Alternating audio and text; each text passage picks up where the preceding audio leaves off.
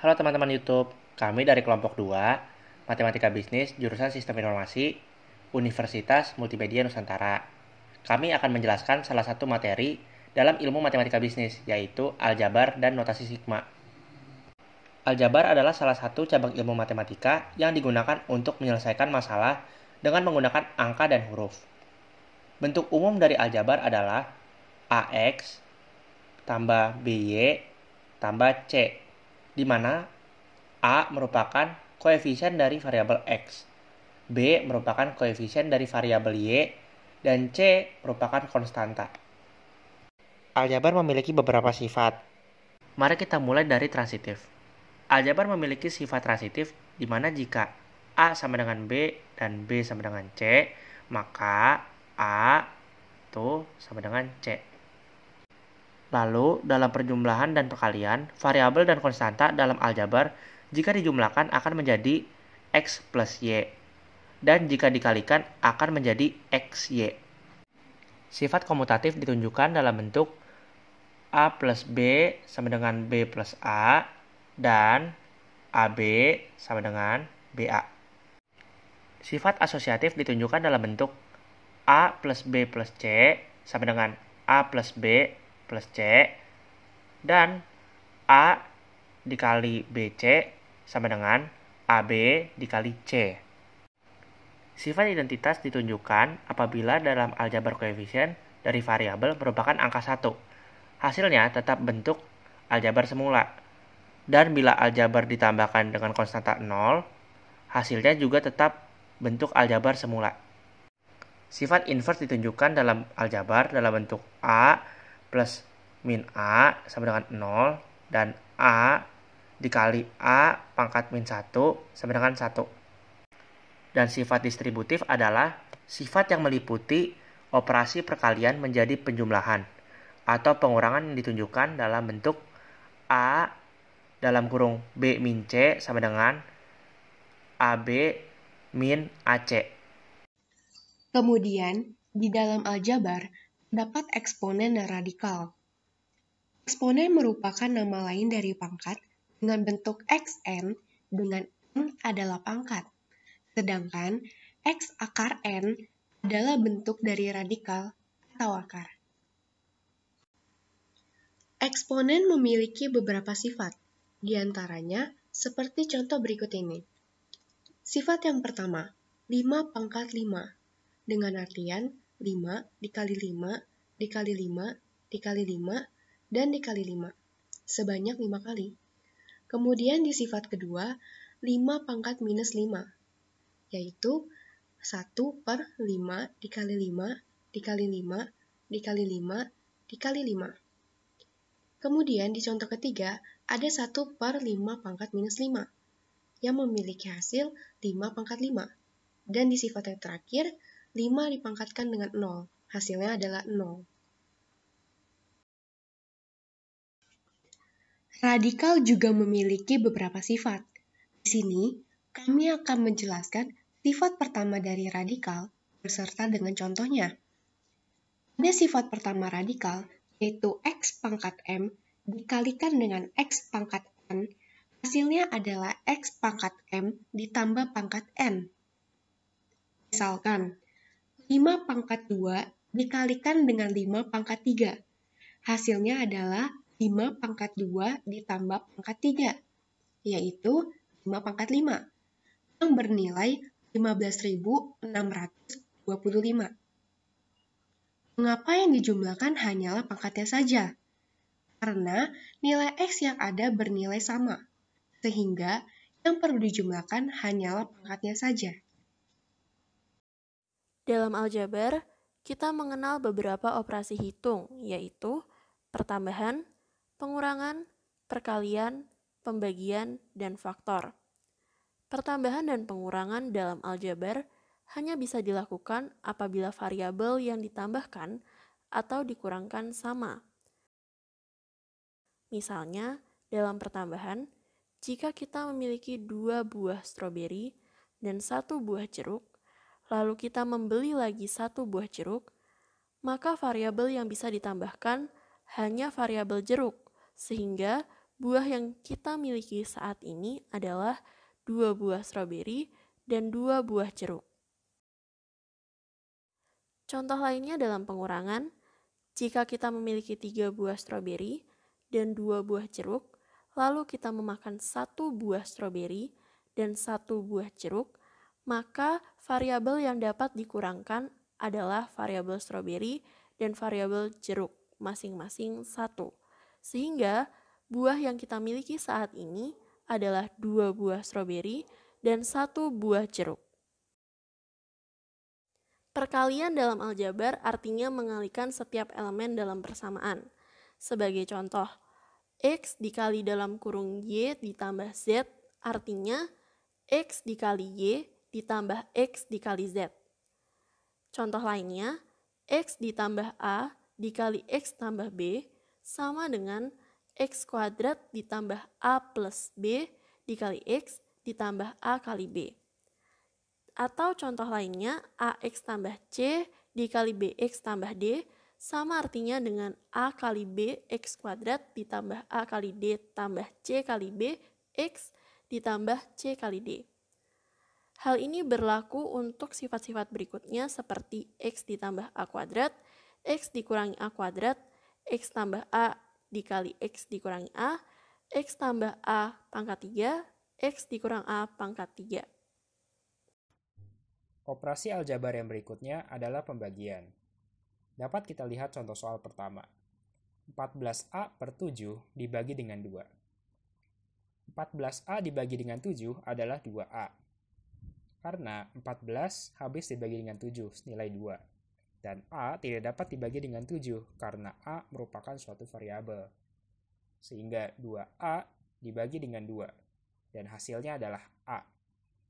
Sama, karena 2 habis dibagi dengan 2, hasilnya 1, dan A tidak dapat dibagi dengan 2, karena A merupakan variabel juga.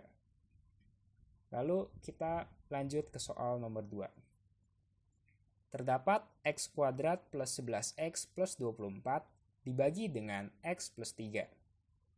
Langkah pertama, kita dapat memfaktorkan persamaan kuadrat X kuadrat plus 11X plus 24 menjadi X plus 3, X plus 8, dan dibagi dengan X plus 3.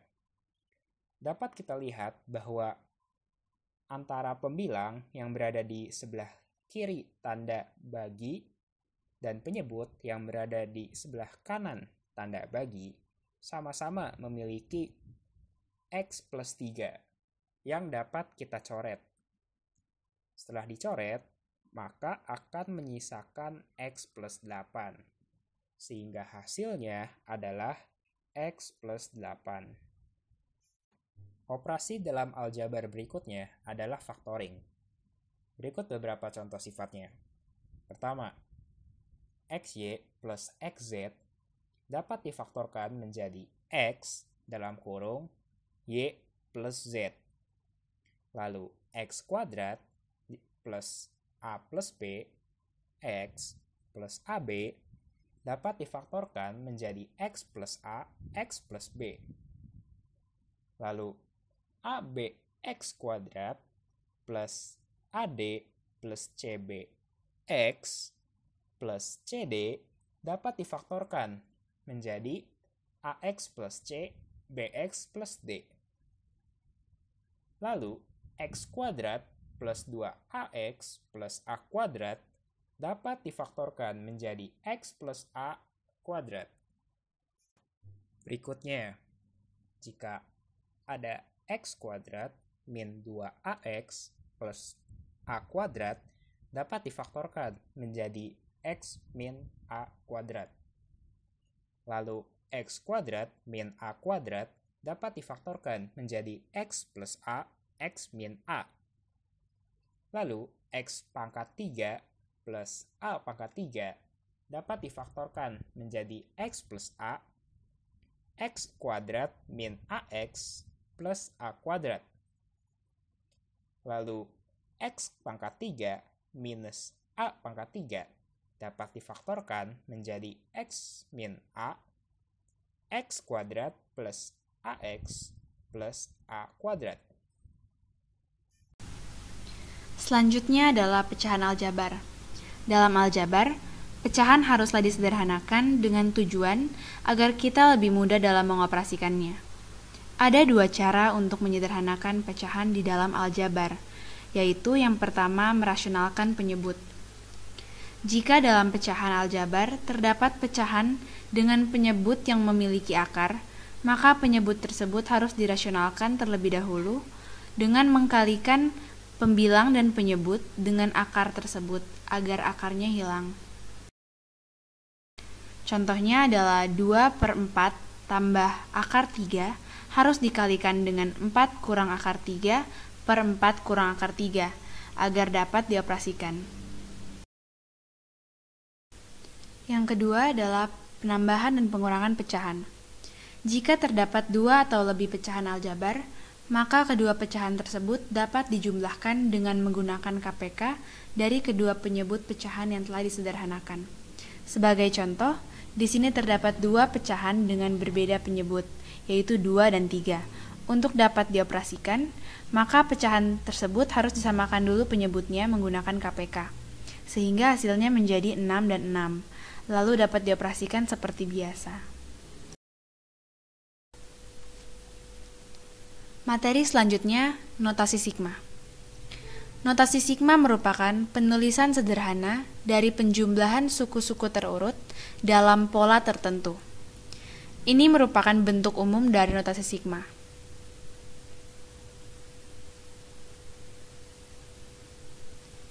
Dan ini merupakan sifat-sifat dalam notasi sigma. Contoh penerapan aljabar dan notasi sigma dalam kehidupan sehari-hari. Yang pertama adalah aljabar. Aljabar dapat digunakan dalam kehidupan sehari-hari untuk memecahkan berbagai permasalahan.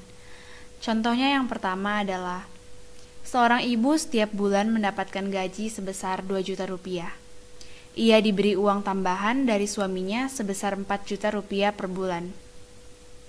Dibutuhkan 1 juta rupiah untuk uang belanja per bulan, uang kesehatan 500 ribu rupiah, dan uang sekolah total dari kedua anaknya sebesar 3 juta rupiah. Sang ibu bingung, berapa uang saku perorangan yang harus ia berikan untuk kedua anaknya tiap minggu. Tetapi, uang per bulannya harus masih tersisa 1 juta rupiah untuk ditabung. Penyelesaiannya, total pendapatan sebesar 6 juta rupiah, total pengeluaran sebesar 4.500.000 rupiah, tabungan sebesar 1 juta rupiah. Maka sisa uang untuk jajan kedua anaknya selama 1 bulan adalah 500.000 rupiah. Sedangkan uang jajan untuk kedua anak per bulannya sama dengan 500.000 rupiah sama dengan 2X. Maka X sama dengan 250.000. Lalu uang jajan per anak per minggunya adalah 250.000 sama dengan 4X, maka X sama dengan 62.500. Contoh aljabar yang kedua. Bertepatan hari ulang tahun Budi, seorang pedagang sepatu memberikan sebuah diskon kepada salah satu dari merek sepatunya dengan modal sebesar 50.000 dengan menginginkan keuntungan hanya 25% dengan potongan harga sebanyak 60%. Tentukan harga yang harus ditetapkan oleh Budi. Cara penyelesaiannya adalah dengan menggunakan rumus P, yaitu harga yang kita cari, dikurangi dengan diskon, sama dengan modal ditambah persen keuntungan dikalikan dengan modal. Dari soal dapat kita ketahui bahwa biayanya adalah 50.000, diskon adalah 60%, keuntungan adalah 25%. Sehingga kita masukkan ke dalam rumus P dikurangin 0,6 sama dengan 50.000 ditambah 0,25 dikali 50.000. Yang menghasilkan 0,4P sama dengan 50.000 ditambah 12.500. Sehingga mendapatkan P adalah 156 Jadi, harga yang harus ditetapkan oleh Budi adalah 156.250. Contoh penerapan notasi sigma dalam kehidupan sehari-hari. Misalnya, sebuah perusahaan keramik dapat memproduksi 5.000 buah keramik pada bulan pertama produksinya.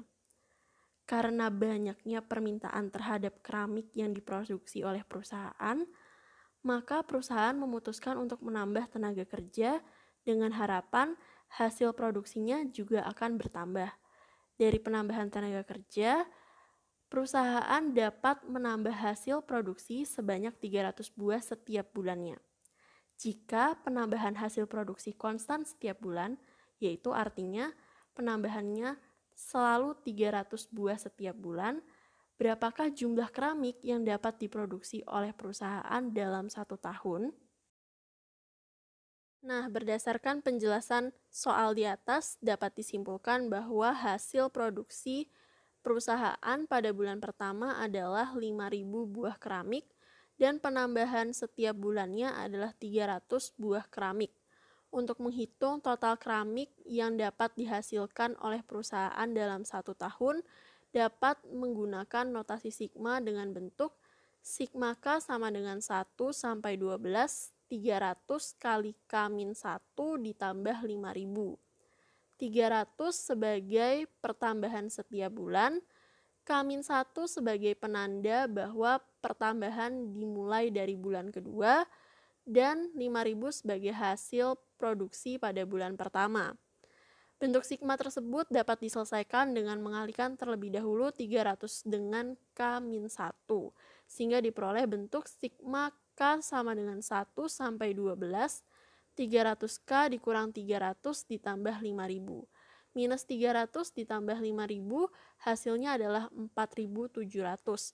Sehingga bentuk notasi sigmanya dapat dituliskan 300 sigma K sama dengan 1 sampai 12K ditambah sigma K sama dengan 1 sampai 12, 4.700. Dengan menerapkan sifat notasi sigma, maka sigma K sama dengan 1 sampai 12K dapat diselesaikan dengan mengalihkan 12 dengan 12 ditambah 1 dibagi 2, dan sigma K sama dengan 1 sampai 12, 4.700 dapat diselesaikan dengan mengalihkan 12 dengan 4.700. Sehingga diperoleh 300 dikali 12 kali 13 bagi 2 ditambah 12 dikali 4.700. Diperoleh hasil 300 dikali 78 ditambah 12 dikali 4.700. Yang hasilnya adalah 79.800. Sehingga kesimpulannya, perusahaan dapat memproduksi 79.800 buah keramik dalam 1 tahun. Demikian penjelasan mengenai aljabar dan notasi sigma dari kelompok kami. Terima kasih.